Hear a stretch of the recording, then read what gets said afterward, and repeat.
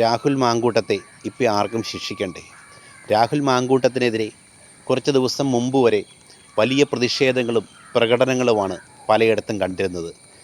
പല പാർട്ടികളുടെയും, ഇടതുപക്ഷത്തിൻ്റെയും B J പിയുടെയും കോൺഗ്രസിൻ്റെയും ഒക്കെ വലിയ പ്രതിഷേധങ്ങൾ പലയിടത്തും കാണുകയുണ്ടായി.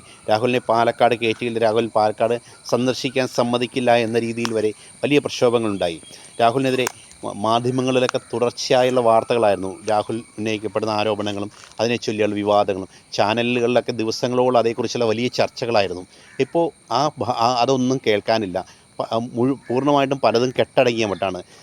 കോൺഗ്രസിനുള്ളിൽ തന്നെ വലിയ പ്രതിഷേധങ്ങളായിരുന്നു. രാഹുലിനെ അനുകൂലിക്കുന്നവരും പ്രതികൂലിക്കുന്നവരും തമ്മിലുള്ള വലിയ ഏറ്റുമുട്ടലായിരുന്നു. ചിലർ യുവ നേതാക്കളിൽ ചിലർ രാഹുൽ മാങ്കൂട്ടത്തിനെ അനുകൂലിക്കുമ്പോൾ ചില വി ഡി സതീഷിനെ പോലുള്ള നേതാക്കൾ അതിനെ ശക്തമായിട്ട് എതിർക്കുന്ന തരത്തിലായിരുന്നു. കാരണം ഒരു തരത്തിലും രാഹുലിനെ സപ്പോർട്ട് ചെയ്യുന്ന രീതിയിൽ സംസാരിക്കാൻ അദ്ദേഹമൊന്നും തയ്യാറായിരുന്നില്ല.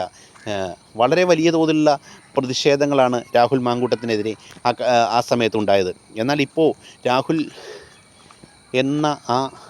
മാങ്കൂട്ടത്തിനെയുള്ള ആ പ്രതിഷേധങ്ങളൊക്കെ കെട്ടടങ്ങിയ മട്ടാണ്. പല സ്ഥലത്തും ഒരു വാർത്ത പോലും കേൾക്കാത്ത, ഇപ്പോൾ ശബരിമല ഈ ഉണ്ണികൃഷ്ണൻ പോറ്റിയുമാണ് ഇപ്പോഴത്തെ ലേറ്റസ്റ്റ് ന്യൂസ്.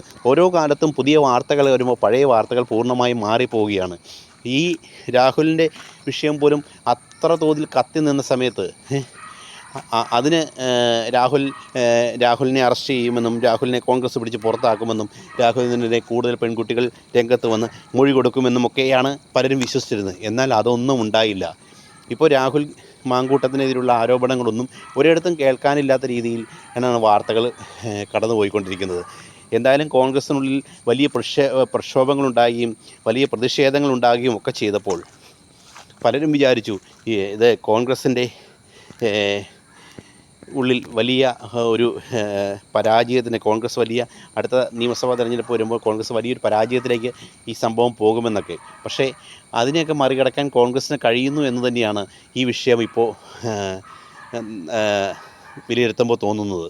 എന്തു തന്നെ ആയിരുന്നാലും രാഹുൽ മാങ്കൂട്ടം ഇപ്പോൾ സ്വതന്ത്രനാണ്. അദ്ദേഹത്തിന് പാലക്കാട് യഥേഷ്ടം സഞ്ചരിക്കാൻ കഴിയും. അദ്ദേഹത്തിന് പാലക്കാട് ജനങ്ങൾക്കിടയിൽ പ്രവർത്തിക്കാൻ കഴിയും. അതിനൊരു സാഹചര്യമാണ് ഇപ്പോൾ ഉള്ളതെന്ന് തോന്നിപ്പോകുന്നു.